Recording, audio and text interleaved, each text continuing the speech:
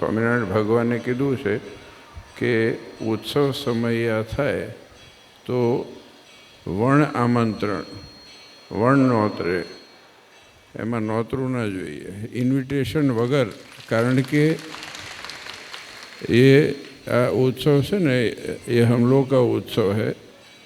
जिस भगवान ने हम लोग को पूर्वजों को संस्कार दिया और जिसके हिसाब से हम लोग सुखी हुए हैं, જેનાથી સંસ્કારની પ્રાપ્તિ થઈ છે, જેનાથી સિદ્ધાંતની પ્રાપ્તિ થઈ છે, એ ભગવાન એના વચન અને એ ભગવાનના વચન સ્વામિનારાયણ ભગવાને એ કીધું છે કે આ વાણી મારું સ્વરૂપ છે, આનો રોજ પાઠ કરો. પાઠ ન કરી શકો તો કોઈના પાસે સાંભળો, કોઈના પાસે સાંભળી ન શકો તો એનું પૂજન કરો.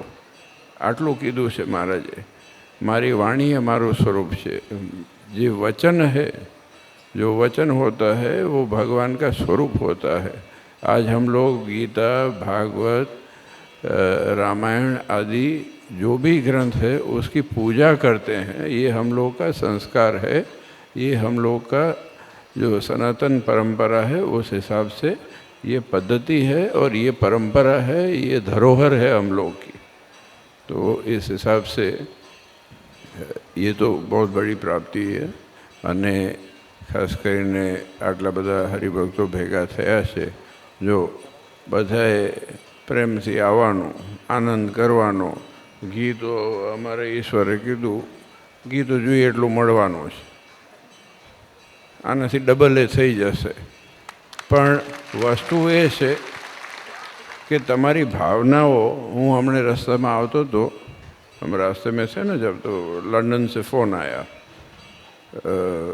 तो कुछ बात निकली कि हम लोग को सेवा करनी है. तो हमने कहा कि तुम तो, हम कहेंगे तो सेवा हो जाएगी, तो तुरंत तुम तो सेवा कर दोगे. लेकिन जहाँ के मंदिर के अंदर छोटे छोटे हरिभगत रहते हैं, छोटे छोटे मतलब जिसकी शक्ति कम होती है कभी कभार, उनको मौका नहीं मिलता है. तो हमने कहा कि सब हरिभगत को, જેટલા હરિભગત હોય, જેને જે સેવાની ઈચ્છા થાય, छोटी मोटी जो भी इच्छा हो, सब इकट्ठा करके આપણે वहाँ से लंदन से मंदिर में जमा करके फिर वहाँ से भेजो. तो उस हिसाब से हम ये मानते हैं कि मुंबई में रहते हुए राजस्थान आदि यहाँ के भी, मुंबई में भी रहने वाले जितने लोग हैं, तो वो सब लोग इकट्ठा करके जो भी तय हो वो सेवा आवे. અને એ સેવા निर्णय ये हुआ है कि इसमें जो भी बचत होगी, આમાં જે બચત થશે ને ઉત્સવમાં, એ બધી બચત છપૈયા માટે ઉપયોગ થવાની છે. તો આપણે છપૈયા, તમે કદાચ ઘણા બધા હરિભક્તો ગયા હશો, તમે જાણો છો બહુ મોટો, લગભગ 250, પહેલાં 200 કરોડનો પ્રોજેક્ટ હતો, હવે ઇન્ફ્લેશન ઇન્ડેક્સ પ્રમાણે 250 કરોડનો થયો છે. અને આવું સરસ સ્થાન છે. તો એ આપણા મૂળિયા છપૈયાના અંદર છે. જેતલપુર હોય, અમદાવાદ હોય કે જે પણ ઉત્સવ થશે, એ બધાનું જે સરપ્લસ છે એ બધું છપૈયાની અંદર ઉપયોગ થવાનો છે. અને એ બધી વસ્તુ સદુપયોગ થાય. ધન સંપત્તિનો સદુપયોગ એ જરૂરી છે, ટ્રાન્સપરન્સી એ પણ જરૂરી છે. અને એટલા માટે આ માગવા માટે નહીં, પણ નાનામાં નાના हरिभक्तों की भावना साथ में जुड़े. किसी को ये ना हो कि हमको डिब्बा नहीं दे पाए तो क्या हुआ, कि चम्मच तो दे पाओगे ना. ये अपेक्षा रख के हम नहीं आए हैं. हम तो यही इच्छा, मेरी खुद हमको अपनी यही इच्छा थी कि जो भी किसी को संकल्प हो, और खाली धन से ही सेवा नहीं होती है, मन से भी होती है, और आप तन से भी होती है. पहले मन से होती है, तन से होती है, और फिर धन से होती है. लेकिन आज के समय में सबसे बड़ी सेवा समय की सेवा है. आज आप आदरणीय बैठे हैं, समय निकाल के आए हैं। अब अचानक से हम लोग का तय हुआ, हमारे नक्की थी अचानक। और 3 દિવસ પહેલાં ફોન આવ્યો હોય કે તારીખ મેં કહ્યું આપી જ દો, પતી ગયું, વિચાર નથી કરો. મેં કહ્યું આમથા 8 વર્ષ થઈ ગયા ને બીજા 8 વર્ષ વધી જશે તો પછી ત્યાં સુધી રામ ભગવાન પાછા વનવાસમાંથી પાછા આવી જશે.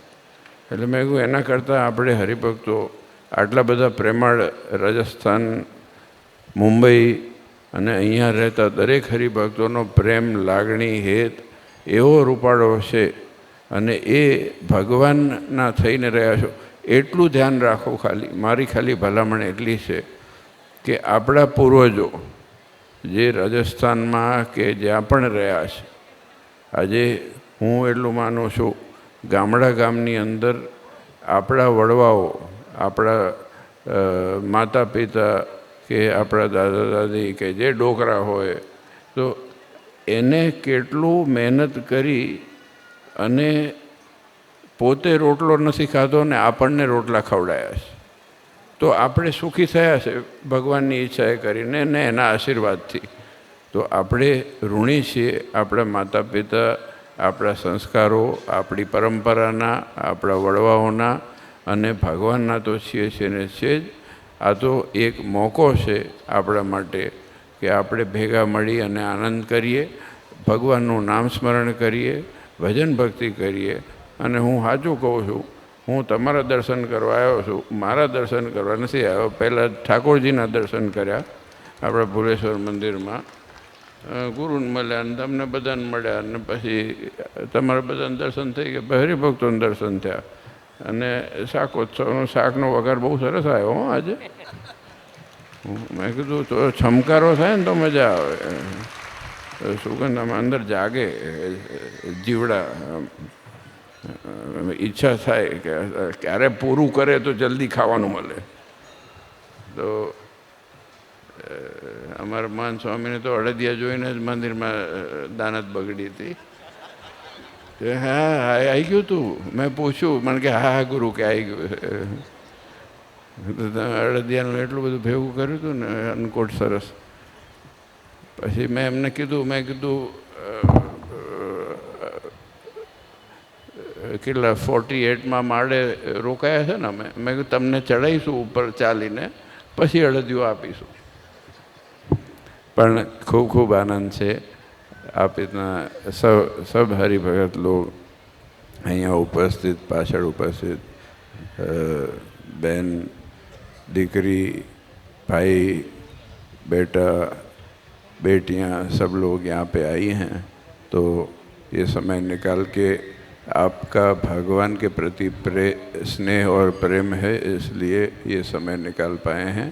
आप भी अपनी व्यस्तता में समय निकाले हैं, ज़्यादा नहीं, बस भगवान को आगे रख के हम लोग काम करें. भगवान की जो परंपरा हम लोग को सिखाई है, सिद्धांत सिखाया है, हम लोग की जो प्रणालिका है कहीं भूल न जाए. ये बड़ी नगरी है और बड़ी नगरियां होती चली जाती है. फ़र्क अहमदाबाद में भी नहीं है, मुंबई में भी नहीं है, फ़र्क यहाँ पे है. बस इसको कंट्रोल में करके, इसीलिए ये शास्त्र बने हुए हैं कि अपना नियंत्रण, अपनी बुद्धि उसको भगवान में प्रेरित रखी रहे और कहीं पे विचलित न हो जाए, ये ज़रूरी है. तो आप सबको अनेक अनेक धन्यवाद. और आप सब यहाँ पे आए, बस भगवान आप સૌનું ખૂબ મંગળ કરે, आप સૌના પરિવારનું ઉત્તરોત્તર પ્રગતિ કરે. ખૂબ ખૂબ આશીર્વાદ ભગવાન આપે આપ સૌને. એ જ નાનાદેવના ચરણના પ્રાર્થના. જય સ્વામિનારાયણ.